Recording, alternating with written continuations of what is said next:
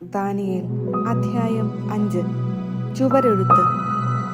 ബൽഷാസർ രാജാവ് തന്റെ പ്രഭുക്കന്മാരിൽ 1000 പേർക്ക് ഒരു വിരുന്ന് നൽകുകയും അവരോട് വീഞ്ഞ് കുടിക്കുകയും ചെയ്തു. വീഞ്ഞ് കുടിച്ച് മതിച്ചപ്പോൾ രാജാവായ താനും തന്റെ പ്രഭുക്കന്മാരും ഭാര്യമാരും ഉപനാരികളും വീഞ്ഞു കുടിക്കേണ്ടതിന് തന്റെ പിതാവായ നബൂഖദ്നേസർ ജെറുസലേം ദേവാലയത്തിൽ നിന്ന് കൊണ്ടുവന്ന സ്വർണവും വെള്ളിയും കൊണ്ടുള്ള പാത്രങ്ങൾ കൊണ്ടുവരാൻ അവൻ കൽപ്പിച്ചു. ജെറുസലേമിലെ ദേവാലയത്തിൽ നിന്ന് അപഹരിച്ചു കൊണ്ടുവന്ന സ്വർണം കൊണ്ടും വെള്ളി കൊണ്ടുമുള്ള പാത്രങ്ങൾ കൊണ്ടുവന്നു. രാജാവും പ്രഭുക്കന്മാരും ഭാര്യമാരും ഉപനാരികളും അവയിൽ നിന്ന് കുടിച്ചു. അവർ വീഞ്ഞു കുടിച്ചതിനു ശേഷം സ്വർണവും വെള്ളിയും ഓടും ഇരുമ്പും മരവും കല്ലും കൊണ്ടുള്ള ദേവന്മാരെ സ്തുതിച്ചു. പെട്ടെന്ന് ഒരു മനുഷ്യന്റെ കൈവിരലുകൾ പ്രത്യക്ഷപ്പെട്ട് ദീപപീഠത്തിനു നേരെ രാജകൊട്ടാരത്തിന്റെ മിനുത്ത ഭിത്തിയിൽ എന്തോ എഴുതിക്കൊണ്ടിരുന്ന കൈപ്പത്തി രാജാവ് കണ്ടു. രാജാവ് വിവർണനായി, ചിന്താധീനനായി. കൈകാലുകൾ കുഴയുകയും കാൽമുട്ടുകൾ കൂട്ടിയടിക്കുകയും ചെയ്തു.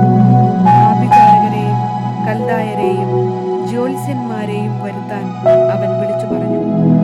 രാജാവ് ബാബിലോണിലെ ജ്ഞാനികളോട് പറഞ്ഞു, ഈ എഴുത്തു വായിച്ച് വ്യാഖ്യാനിച്ചു തരുന്നവനെ ധൂമ്രവസ്ത്രം ധരിപ്പിച്ച് കഴുത്തിൽ പൊന്മാല ചാർത്തി രാജ്യത്തിന്റെ 3ാം ഭരണാധികാരിയാക്കുന്നതാണ്.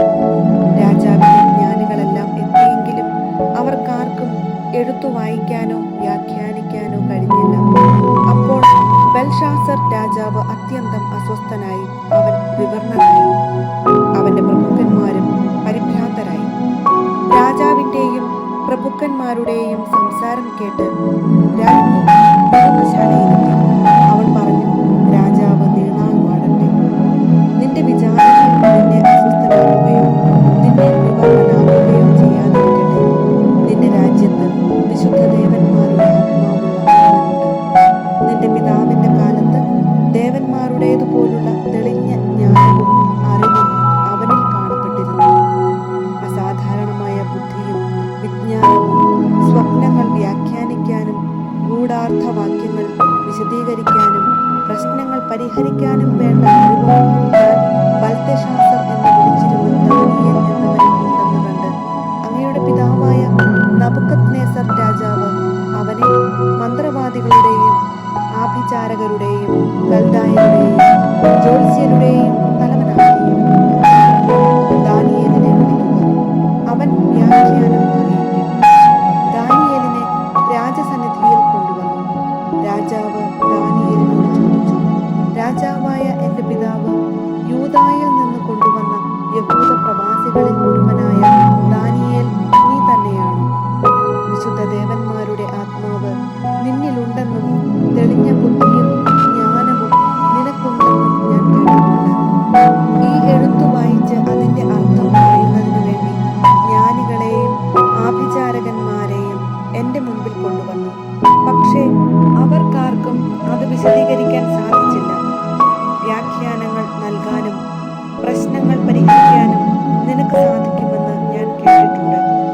ഇപ്പോൾ ഈ എഴുത്തു വായിച്ച് അതെനിക്ക് വ്യാഖ്യാനിച്ചു തരാൻ നിനക്ക് കഴിഞ്ഞാൽ ധൂമവസ്ത്രവിഭൂഷിതനായി കഴുത്തിൽ പൊന്മാല ചാർത്തി നീ രാജ്യത്തിന്റെ 3ാം ഭരണാധികാരിയാകും. ദാനിയേൽ രാജസന്നിധിയിൽ ഉണർത്തിച്ചു, നിന്റെ സമ്മാനങ്ങൾ നിന്റെ കയ്യിൽ തന്നെ ഇരുന്നു കൊള്ളട്ടെ. മറ്റാർക്കെങ്കിലും കൊടുത്തേക്കൂ. ലിഖിതം വായിച്ച് അർത്ഥം ഞാൻ പറഞ്ഞു തരാം. രാജാവേ, അത്യുന്നതനായ ദൈവം നിന്റെ പിതാവായ നബൂഖദ്നേസറിന് രാജത്വവും മഹത്വവും പ്രതാപവും ആധിപത്യവും നൽകി. അവിടുന്ന് അവന് കൊടുത്ത മഹത്വം നിമിത്തം എല്ലാ ജനതകളും ജനപദങ്ങളും ഭാഷക്കാരും അവന്റെ മുൻപിൽ ഭയപ്പെട്ടു വിറച്ചു. അവൻ ഇഷ്ടാനുസരണം കൊല്ലുകയോ ജീവിക്കാൻ അനുവദിക്കുകയോ ഉയർത്തുകയോ